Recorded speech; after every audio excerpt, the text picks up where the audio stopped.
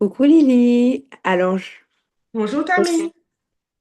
Bonjour. Je sais que ces derniers temps, tu t'as lancé un petit format de vidéo un petit peu différent, vu que tu fais des soliloques.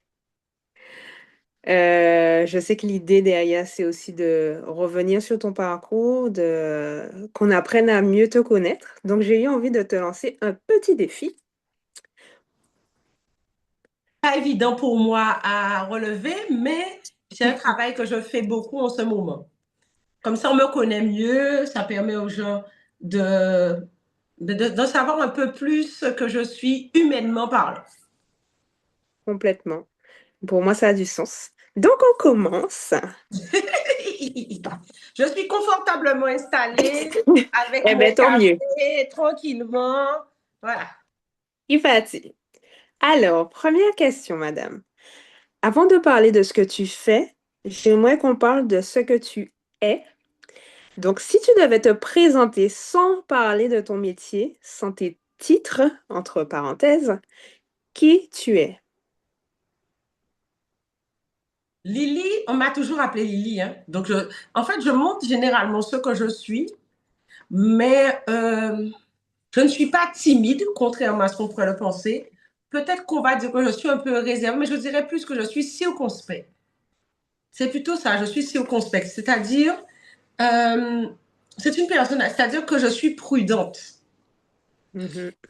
Je suis relativement abordable, voire des fois trop abordable. Je l'ai beaucoup été, mais tu devines qu'en 15 ans, euh, il a fallu que je fasse ma place. Il a fallu que je dépoussière certaines choses. Il a fallu, ensuite, quand j'ai commencé à former les gens, quand tu as 10, 20, 30, mais quand tu commences à dépasser la centaine d'élèves, tu commences à ne plus pouvoir te positionner de la même façon. Donc, il m'a fallu un moment prendre du recul pour ne pas me faire envahir ou bouffer. Parce qu'une fois, je me rappelle très bien, une camarade me sort, oui, mais Lily, fais attention à ce que tu fais parce que ça peut avoir une répercussion sur nous.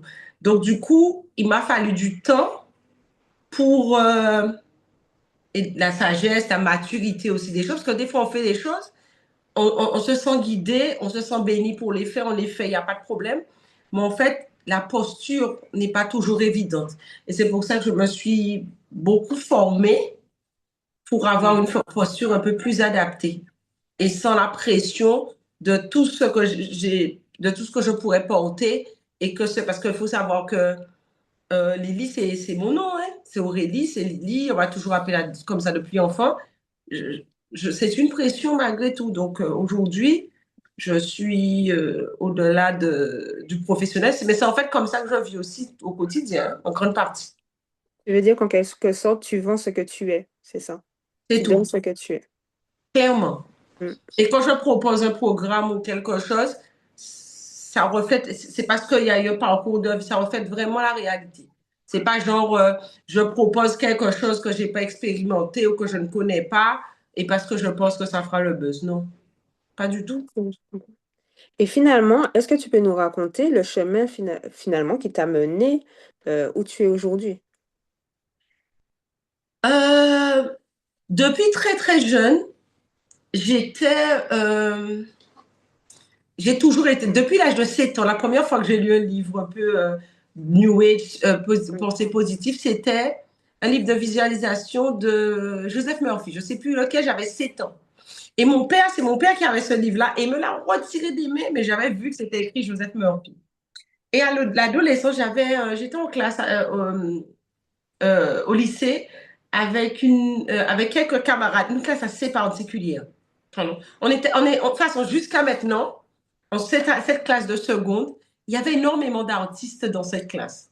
Notamment Stella Moutou, Steve Segor, qu'est-ce qu'il y avait? Mais qu'il y avait pas mal d'artistes dans cette classe, des danseurs assez connus. Et on avait tous un truc un peu particulier. Et il y avait une petite qui s'appelait Betty, qui récupérait des bouquins de pensées positives et qui les ramenait dans la classe. Et là, j'ai découvert le pouvoir du subconscient de Joseph Murphy. Et on se, on était ensemble, on s'aidait, on faisait des choses. Et on a pu. C'est comme ça que déjà mon intérêt pour le domaine a commencé. On avait peut-être 15 ans. Puis la vie adulte, j'ai toujours été branchée là-dessus. Et puis j'arrivais à manifester très, très facilement, mais très, très, très, très Mhm. facilement. Et puis un jour, je n'y arrivais plus. Et c'est là que je suis. Et à cette époque, je fréquentais quelqu'un, je vais aux États-Unis, tout ça. Et j'étais bloquée, je n'arrivais plus à avancer. Et je me suis dit, ah, il y a d'autres choses. Au-delà de la visualisation, il y a d'autres choses, en fait. Et du coup, tu considères que c'est vraiment à ce moment-là que tu as Clairement. ressenti que tu avais une mission? La mission à ce moment-là, je voulais me dépatouiller. J'ai connu la crise de 2009 sur les marchés de capitaux, euh, 2008, pardon.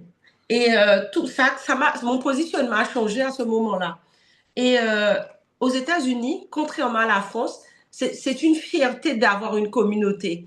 Je suis caribéenne, je suis chrétienne. C'est important aux États-Unis d'avoir cette reconnaissance et ce positionnement. Et je me suis rendu compte que je ne l'avais pas du tout. J'étais une nana qui travaillait en finance de marché, qui habitait dans un quartier très sympa, très proche de Neuilly, je ne dirais pas lequel, très, très, très sympa. Et en fait, qui s'intégrait caribéenne, qui s'intégrait du mieux qu'elle pouvait et qui était même, je me rappelle d'une très bonne amie qui aujourd'hui est RH, qui à l'époque, on se battait ensemble en fait. Et Mhm. elle disait, disons plutôt DRH. Et on était, qu'on passait sur TF1 un truc, et systématiquement, concernant la Guadeloupe ou la Martinique ou les Antilles, on se sentait personnellement concerné et on se sentait vraiment obligé de s'intégrer un maximum parce qu'on disait déjà suffisamment de mauvaises choses sur les Antillais. Donc, il y a certaines choses. D'ailleurs, on va pas peut-être, je ne sais pas quelles sont tes questions du programme que j'ai fait maintenant. Mais quand je l'ai fait, j'ai pensé à cette version de moi que j'étais à cet âge-là, qui n'avait pas du tout de repères par rapport à ma propre culture. Et ce n'est que quand je me suis retrouvée dans un milieu extrêmement favorisé aux États-Unis que j'ai compris à quel point savoir qui on était, d'où on venait, était une force. Parce que j'ai rencontré, la personne qui partageait ma vie était un scientifique d'origine indienne. Et la communauté indienne scientifique est extrêmement puissante aux États-Unis. Et c'est là que je me suis dit, mais merde, je connais rien. Et c'est vraiment quand j'ai eu tous ces blocages-là que fallait que je trouve des solutions et il fallait que je puisse répondre à des questions qu'on me disait, oui, d'accord, bon, t'es française, ok, au-delà de ça. Je n'étais pas Mhm. capable de dire la moindre chose. Ça peut paraître fort, hein? J'ai pas été élevée dans une pratique religieuse. Les bêtes, je ne connaissais rien. Donc, c'est finalement cette frustration-là qui C'est a un nourri mal pour un très, très oui. ton intérêt Oui. et ton parcours. Alors, ma prochaine question, c'était quelle place occupent tes racines caribéennes dans la femme que tu es aujourd'hui? Et est-ce que ça a toujours été clair? Finalement, on voit bien que ça n'a pas toujours été clair, mais finalement, aujourd'hui, quelle place Alors, occupent tes racines? ça n'a pas été toujours clair dans la mesure où j'étais vraiment dans quelque chose d'intégration et je Mm, pensais à tort que être trop branché sur mes origines ou avoir un focus dessus, je ne les ai jamais rejetés, hein, mais avoir un trop grand focus dessus, comme j'avais certaines ambitions par rapport à ma carrière, c'était un frein.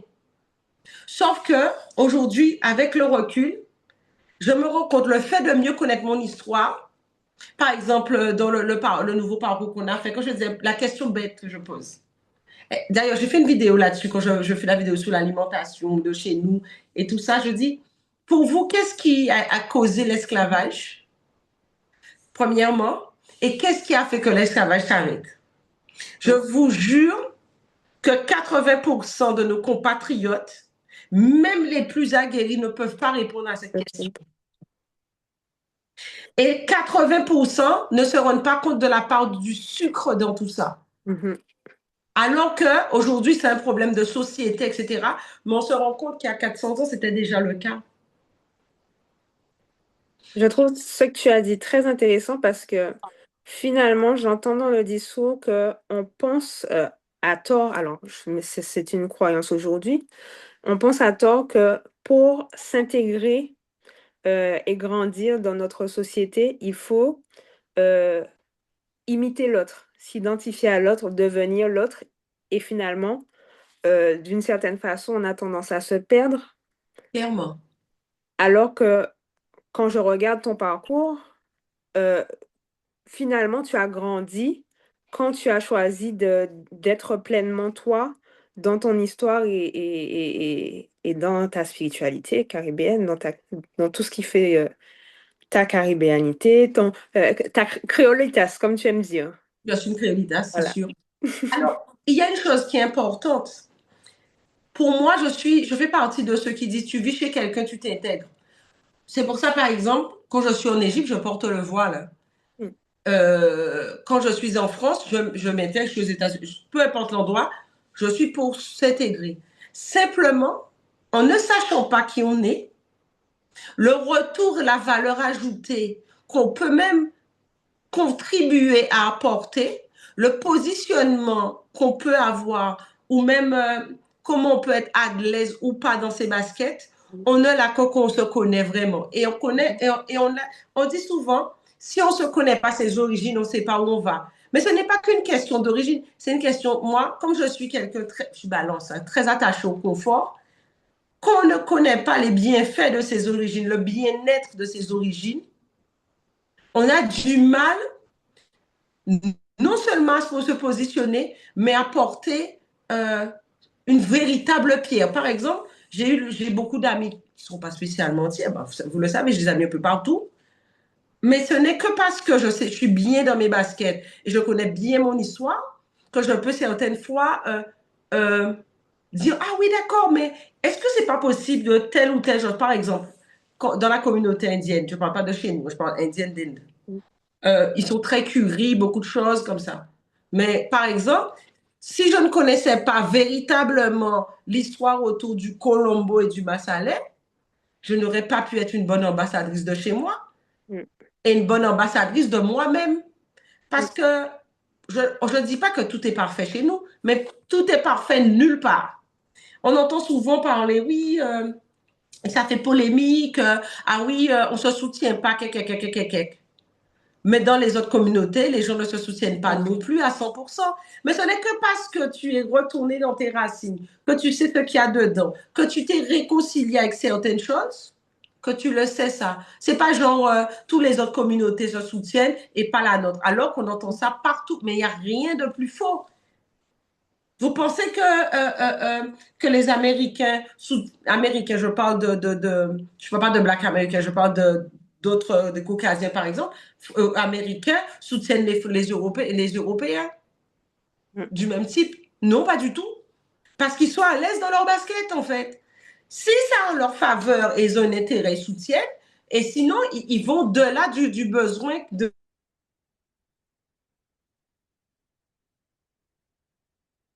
aujourd'hui. Il faut qu'on passe à l'étape suivante. Mhm. Existons économiquement, existons autrement. On sait faire autre chose que le rimer bondé, rimer coupion. Hein. Boda puis rimer coupion, comme dirait la grande dame. C'est bien, mais ça ne suffit pas. Non. Il y a un moment, il faut exister autrement. Mm. Mais c'est qu'on exister autrement, ce n'est pas uniquement économiquement. Hein. Parce que, bon, je ne dirais pas non, mais il y a certains propos de j'entends certaines choses qui existent dans notre communauté économiquement, qu'on voit partout sur les réseaux. On sent que ces gens-là, par exemple, auraient bien besoin de faire un parcours là, savoir caribéen pour pouvoir aimer ceux qui sont, apprécier Vraiment. ceux qui sont et révéler la machine de gaz et qu'ils ont en eux parce qu'ils auraient toute cette fierté. Mais on sent qu'il y a une espèce de frustration, il y a une douleur profonde, il y a quelque chose de l'ordre de non réglé, voire du rejet. Et ça, c'est triste. Mm. Pourtant, ces gens-là existent économiquement. Ils n'ont pas besoin d'être ambassadeurs. C'est pas ça que je dis. Je dis simplement, on sent qu'il y a des lignées qui ne sont pas en paix chez ces personnes-là. Et c'est Quasiment réglé. dommage. Mm. Du coup, on arrive sur le programme. Depuis peu, tu proposes un programme, Savoir caribéen. Peux-tu nous en dire un peu plus? Savoir caribéen, c'est quelque chose qui m'a semblé une évidence. Pourquoi? Ça fait quelques années, on parle de bath-thérapie, on parle de chamanisme caribéen, on parle euh, praticien chamaniste caribéen, comment la transition s'est faite, etc. C'est des forums que je kiffe. Mhm. J'ai pris un vrai plaisir à les mettre en place, que je kiffe. Et les gens que j'ai formés, j'ai des super ambassadeurs et ambassadrices, dans le sens où qui relèvent le défi, qui emmènent ça très loin. Et je suis particulièrement fière. Simplement, j'aurais pu me contenter de ça et développer à l'international, bien que d'une certaine façon, je le fais quand même. Mais j'aurais pu rester dans ce cadre-là parce qu'il y a déjà beaucoup à faire. Mais au-delà, parce que je me dis, on a quand même la chance d'être un peuple qui est déjà dans la post-mondialisation. Partout sur Terre, les gens sont dans une forme de mondialisation. Nous, on a déjà dépassé ce stade-là. On est en train de l'intégrer. Et Il c'est faut qu'on une le reconnaisse. force. Oui, on est en train de l'intégrer. Quand les gens disent que notre peuple est jeune, je suis désolée. Quand les différentes origines qu'on a sont tous des peuples ancestraux qui n'ont absolument rien à démontrer. Mm. Un peu de ci, un peu de ça, un peu de ci, un peu de ça, bien combiné. Ça ne veut pas dire qu'il y a une seule feuille de route. Il y en a plein. Mais nous avons un bien, nous avons une longévité qui est exceptionnelle. Les Caribéens ont une longévité exceptionnelle. Nous avons une façon de nous nourrir traditionnellement qui est exceptionnelle. On en parle partout. On dit les méfaits des 3 repas par jour. Parce qu'il est mieux de manger 6 fois. Quand vous comptez bien, vous connaissez, vous voyez que chez nous, ça s'est toujours fait. Et sachant que quand vous mangez 3 fois par jour, ne vous étonnez pas de ne pas être productif l'après-midi, vous allez trop manger. Le cerveau, le ventre et aussi le cerveau, il a besoin de digérer. Euh, nous avons un vieillissement qui est plus long, c'est pour rien. Parce que nous avons certaines habitudes qui nous mettent en phase avec ça. Et là, je parle de choses tangibles, mais même quand je vais parler de bain, je ne parle même pas de religion, parce que ça n'a rien à voir avec les religions, c'est des savoir-vivre. Par exemple, on parle de bain. Je vois les gens qui sont très attachés aux religions, même la Bible parle de bain. Les bains, on en fait partout. Mm. D'ailleurs, il y a quelque chose sur lequel je suis en train de travailler pour une certaine reconnaissance, mais je ne le dis pas plus pour le moment. Les bains se font partout et se sont toujours faits. Même dans les livres sacrés, on parle de bains. Donc, si vous êtes Mhm. attaché à un livre sacré particulier, sachez que prendre un bain, vous n'êtes absolument pas en contradiction avec vos croyances. Mais il n'y a pas que des bains de purification ou des bains magiques, entre guillemets. Il y a des bains thérapeutiques. On n'en parle pas beaucoup. Il y a des bains thérapeutiques. Ton petit bain de corosol, là, de feuilles de corosol, de sauce qu'on te donnait quand tu étais enfant, c'est pas un bain thérapeutique. C'est un bain de quoi ça? Quand tu avais des taches, on te faisait prendre, quand tu étais bébé, des bains avec des feuilles de glycérine. C'est pas thérapeutique. Mm. Et je parle même pas du dattier cassé à la tala ou bien du paro qu'a mangé coulis, tout ça. C'est pas des bains thérapeutiques. En fait, ce sont des termes qu'on n'utilise pas aujourd'hui. J'ai pris le temps pour reposer le rayonnement de ces pratiques. Peu importe l'île de laquelle on vient dans les Caraïbes, on a quand même ce socle-là. Écoutez, pensez-vous des fois, je me dis, mais on ne se rend même pas compte du poids que l'on a, ne serait-ce que de point de vue sportif. Si quelqu'un n'est pas en bonne santé, il ne sera pas bon sportivement parlant. Il faut le dire clairement. Mais qui dit sport dit discipline, dit performance, dit endurance. Il faut Mhm. payer. Ce n'est pas donné à tout le monde. Même le pays où il y a le plus de prix Nobel au monde, c'est une île de la Caraïbe, c'est Sainte-Lucie. Le seul pays au monde où il y a une île qui a un prix Nobel, c'est Sainte-Lucie. Quand on regarde Nicolo qui n'a pas eu de prix Nobel, c'est un truc qui me touche énormément, allez regarder ce que Georges Nicolo a fait. Mais en fait, si on ne prend pas le temps de porter cette attention là-dessus, on ne se rend pas compte de la force de tout ça. C'est-à-dire que chez nous, c'est une médecine holistique inspirée du sida indien, mais il faut chercher pour savoir ça. Il faut rechercher pour savoir ça. Mais si nous-mêmes, on prenait un temps dans un parcours, on voit, c'est sous 7 piliers. On voit 10 différents aspects, ou le frottement traditionnel, vous savez, c'est massage traditionnel. Mais ça mérite le respect. Le bouquet, c'est quelque chose, c'est pas un organe anatomique, mais c'est quelque chose que nous connaissons, qu'on a entendu chez nous, mais c'est aussi une donnée qui est en médecine traditionnelle chinoise pour lequel on tient compte. Le coccyx aussi.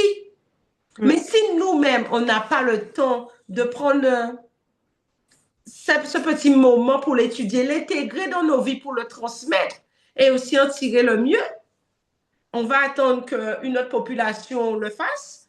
C'est pas mauvais. Quelqu'un d'autre le mette en avant et on va suivre. Mais il y a un moment, il faut intégrer notre impérialité aussi. Le terme est énorme, mais on a ça aussi qu'on peut apporter au monde. On n'est pas que là à subir. Les choses se sont déjà faites. Il y a une grande dame qui disait, quand tu passes ton temps à regarder dans le rétroviseur, tu ne peux que reculer. Il y a un moment, il faut réconcilier. Et dans ce programme, il y a une partie où, vous savez, j'ai fait un webinaire sur Investir 2026.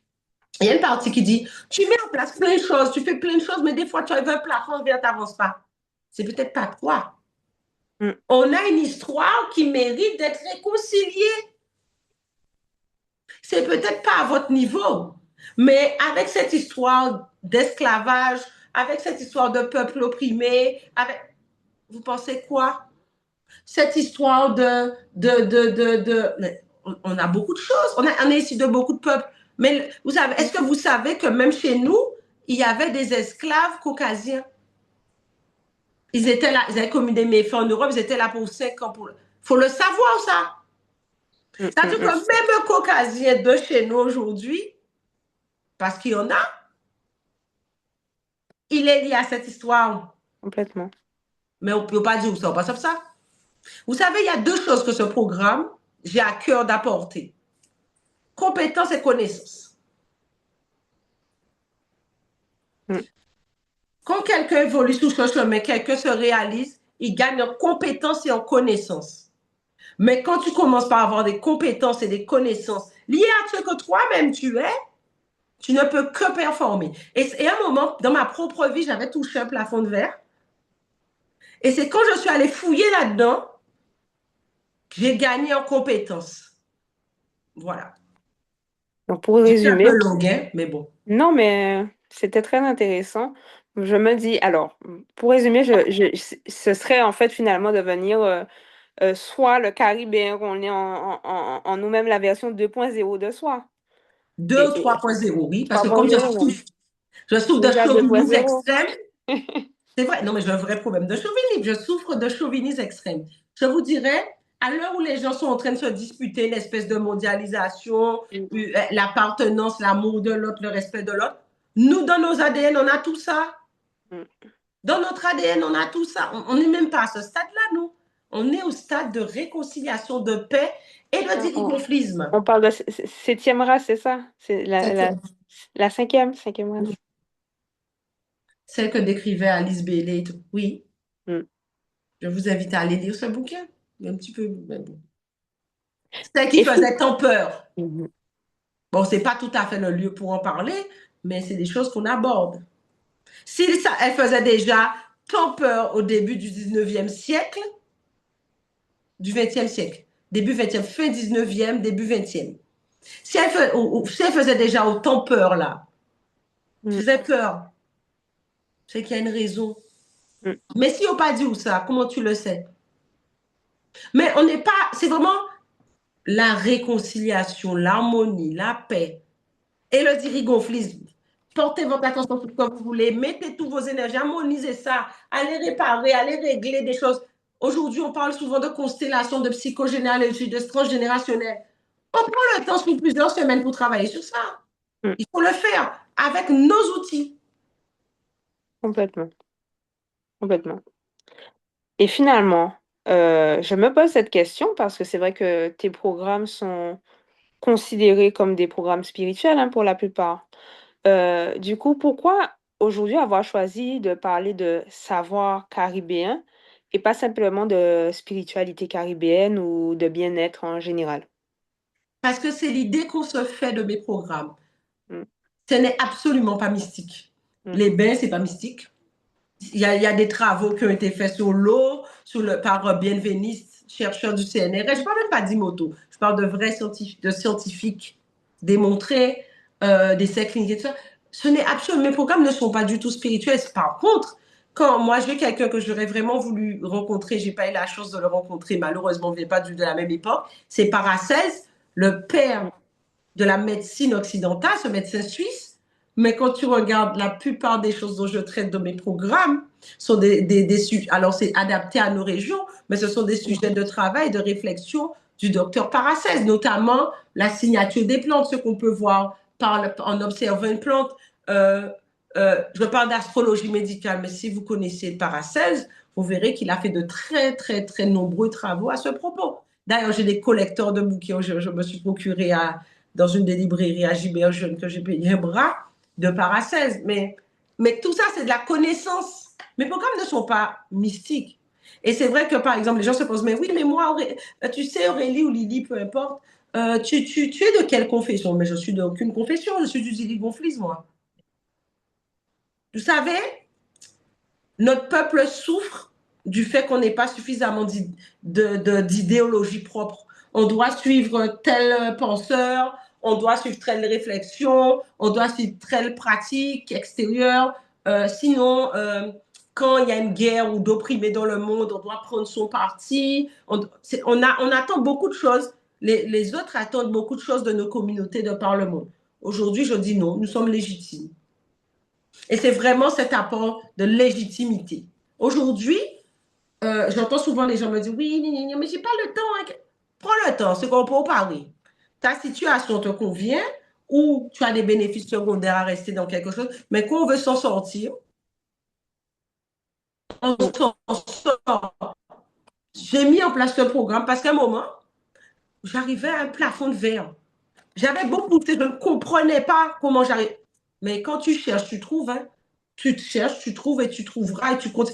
J'ai eu le temps, j'ai cherché. Mais le pire, c'est que ça m'est arrivé d'être dans des clubs de personnes du même, à peu près même profil que moi.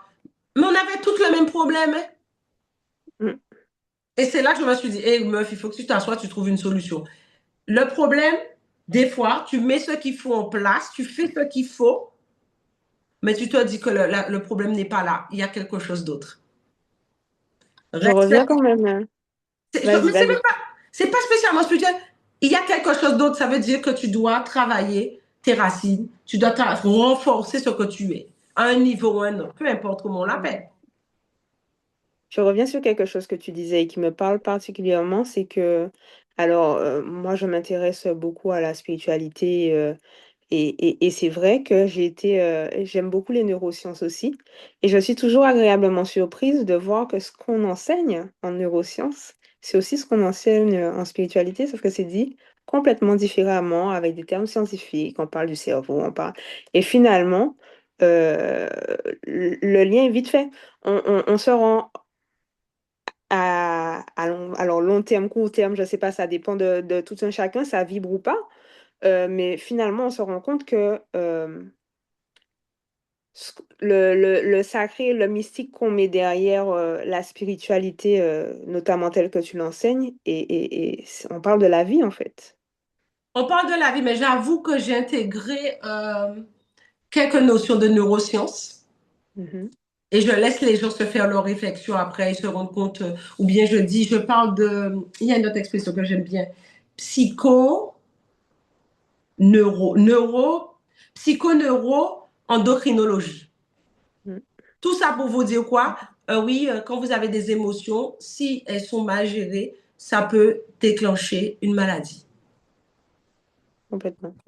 Donc voilà, c'est là qu'on en est. Et du coup, un mot, en un mot, ouais, qu'est-ce Mhm. que ce programme peut transformer concrètement dans la vie d'une personne? Ce programme peut apporter une chose majeure, Mhm. c'est-à-dire te donner les outils, comme je parlais, les compétences et comment te dire, la connaissance et les compétences te permettant de faire gonfler ton rideau, de te réaliser plus, c'est-à-dire cette partie que tu sens qui bloque. Des fois, ça peut être juste quelque chose qu'aurait vécu une grand-mère, un grand-père, un oncle, qui n'a pas été bien intégré, qui a été une Mm. vraie injustice. Tout simplement, des fois, en réparant ça simplement. Mais je vais encore même plus loin. Ça peut être aussi l'alimentation. Encore plus loin, ça peut être ton bouquet qui est déplacé. Tu apprends à vérifier toutes ces choses-là. L'image que j'ai eue en tête, c'était deux câbles qu'on branche. Parce que des fois, tu sens que tu n'as pas d'énergie, tu as beau essayer de faire plein de choses. On t'apprend à palper, papa, c'est un problème, Mm, c'est parce que tu n'es pas en phase, point. C'est ton énergie qui n'est pas en phase. mm. Et les Asiatiques, quand on regarde un Asiatique, on montre des reportages des Asiatiques qui réussissent, on montre souvent qu'ils sont dans une phase très, très intégrée de leur pratique ancestrale. On les montre souvent en train d'allumer des encens, des bâtons d'encens ou des lampes à leurs ancêtres. Et c'est très bien accepté. C'est vrai. Vos ancêtres, c'est vous. Hein. Peu importe que vous soyez dans ce culte ou pas, vous avez toujours le choix. L'important est la connaissance et prenez ce qui match avec vous. Mais faites quelque chose. Faisons quelque chose. Et ce programme, je l'ai surtout fait quelque part pour cette version de moi qui est à l'époque en finance de marché et qui recherchait des clés. Tu Mhm. essaies de te débrouiller, tu essaies d'avancer, il te manque des clés. J'essaie de te l'apporter à mon niveau. Voilà. Super. Ce programme est tout neuf. Est-ce que tu as déjà vu des changements forts chez les personnes que tu accompagnes grâce à ces savoirs? Oui, notamment par rapport au sucre. Mais je ne dirais pas plus bien. Cette Mhm. histoire de sucre a créé de vrais déclencheurs. Mais on est là pour ça. C'est pour Ok. ça, semaine après semaine. C'est pour ça que généralement, la plupart des programmes, c'est 3 mois, c'est 90 jours, 120 jours, 4 mois. Mhm. C'est pas pour rien. Et finalement, à qui ce programme s'adresse vraiment et à qui il ne s'adresse pas? Il s'adresse qu'aux gens prêts. Et il ne s'adresse pas aux gens qui ne s'aiment pas suffisamment pour pouvoir aller plus loin. Il faut être prêt. Évidemment, tu es prêt, ou bien tu as besoin d'un encadrement, d'un accompagnement. C'est sûr que à plusieurs, c'est beaucoup plus facile et c'est aussi ça l'intérêt, mais ça accompagne certainement pas quelqu'un qui n'est pas prêt. Mm. Tu peux avoir envie si tu n'es pas prêt. Tu peux dire avoir envie, mais si tu as des bénéfices secondaires, tu n'es pas prêt, tu ne pourras pas. Mais on peut t'aider à être prêt, on peut t'aider à t'en sortir, etc. Mais il faut que tu mettes ton amour personnel de toi-même et ta foi en action pour qu'on puisse y arriver. Sinon, ça ne marche pas. Peu importe ce que tu feras, mais je Je pense que l'expérience d'une vie épanouie vaut le coup. je pense aussi. Non, parce qu'on se Là, rend pas compte, ce qu'on peut être, on veut dire, ah purée, mon Dieu, c'est du temps, je n'aurai pas du temps. Ah mon Dieu, je suis fatiguée, nénéné. Si c'était un boda, puis mes coupures, non seulement tu ferais l'investissement financier, tu ferais l'investissement en temps et tu ferais l'investissement en énergie, etc. Sachez que les plaisirs, tout ce qui est plaisir est plus facile à faire, mais quand ça demande un travail, c'est plus compliqué. Mais sachez que le ça peut être bien-être une à court terme. déformation du cerveau, ouais. Mm, Mais c'est du plaisir aussi de passer du mm, temps avec des gens et de faire de soi une priorité. c'est vrai. Alors, je sais que ma prochaine question, c'est une question qui te tient à cœur quand même, parce que je sais que transmettre ces savoirs, c'est aussi une responsabilité. Mhm. Comment tu honores cette transmission? Comment je l'honore? Du mieux que je peux, à mon niveau, du mieux que je peux. Le plus fidèlement et le plus loyalement possible. Comme, du mieux que je peux. Ok. Je termine juste en te disant, qu'est-ce que tu aimerais dire à une personne qui sent l'appel, mais qui doute encore d'elle-même? Aime-toi. On est là, aime-toi. Fais de toi une priorité. Les années se suivent, les jours se suivent, mais ne doivent pas se ressembler. Si tu ne prends pas la décision aujourd'hui d'avancer là-dessus, qui seras-tu dans 3 mois? Qui seras-tu de 6 mois? Nous sommes en début d'année. Tu as la chance de finir cette année différemment. Pense-y, réfléchis-y, respire dessus et fais un petit pas et on t'accompagne dans le reste. Voilà. Merci Lily pour cet échange. Merci Tamara d'avoir pris le temps. Belle beau. Belle beau. Et Et puis à on très met toutes vite. les infos dans le descriptif. Abonnez-vous, likez, partagez si quelqu'un Totalement. à quelqu'un. Et voilà, c'est ce que je voulais dire. C'est aime-toi et choisis-toi. Allez. Aime-toi, choisis-toi. Voilà, priorise-toi. Yes. Bisous. Merci. Bisous, belle beau. Belle beau. Bye bye. Bye.